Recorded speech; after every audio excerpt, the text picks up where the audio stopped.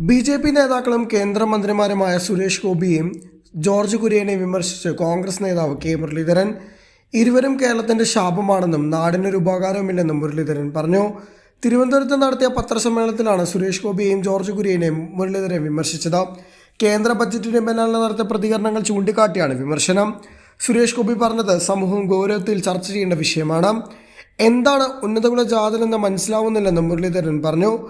രണ്ട് കേന്ദ്രമന്ത്രിമാരെ കൊണ്ടും കേരളത്തിന് ഒരു ഉപകാരവുമില്ലെന്നും അദ്ദേഹം ആരോപിച്ചു. തൃശൂർ തെരഞ്ഞെടുപ്പ് തോൽവിയെക്കുറിച്ചുള്ള ചോദ്യങ്ങളോ മുരളീധരൻ പ്രതികരിച്ചു.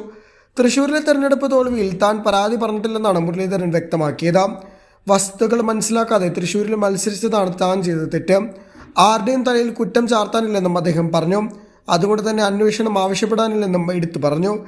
ഏറെക്കാലമായി ഒരു റിപ്പോർട്ടിലും പാർട്ടി നടപടി സ്വീകരിച്ചിട്ടില്ല. റിപ്പോർട്ട് താൻ കണ്ടിട്ടില്ലെന്നും റിപ്പോർട്ടിൽ എന്താണുള്ളതെന്ന് തനിക്ക് അറിയേണ്ടതില്ലെന്നും മുരളീധരൻ പറഞ്ഞു. തൃശൂർ സീറ്റ് അടുത്ത തെരഞ്ഞെടുപ്പിൽ തിരിച്ചുപിടിക്കണം. ടി.എൻ. പ്രതാപൻ തന്നെ മത്സരിച്ചാൽ മാത്രമേ സീറ്റ് തിരിച്ചുപിടിക്കാൻ കഴിയുള്ളൂ എന്നാണ് വ്യക്തിപരമായ തന്റെ അഭിപ്രായമെന്നും കെ മുരളീധരൻ കൂട്ടിച്ചേർത്തു. അതേസമയം കേന്ദ്ര ബജറ്റ് അവതരണത്തിന് പിന്നാലെ മന്ത്രി ജോർജ് കുര്യൻ നടത്തിയ പരാമർശം വിവാദമായിരുന്നു. കേരളത്തിന് അർഹമായ പരിഗണന കിട്ടിയില്ലെന്നും വയനാട് പുനരധിവാസന പാക്കേജ് ഉൾപ്പെടെ തള്ളിയതും ചോദിച്ചപ്പോൾ കേരളം പിന്നാക്ക സംസ്ഥാനമാണെന്ന് സമ്മതിച്ചാൽ ആരും സഹായം നൽകുമെന്നായിരുന്നു അദ്ദേഹത്തിന്റെ പ്രതികരണം. പിന്നാക്ക സംസ്ഥാനങ്ങൾക്കാണ് സഹായം നൽകുന്നത്.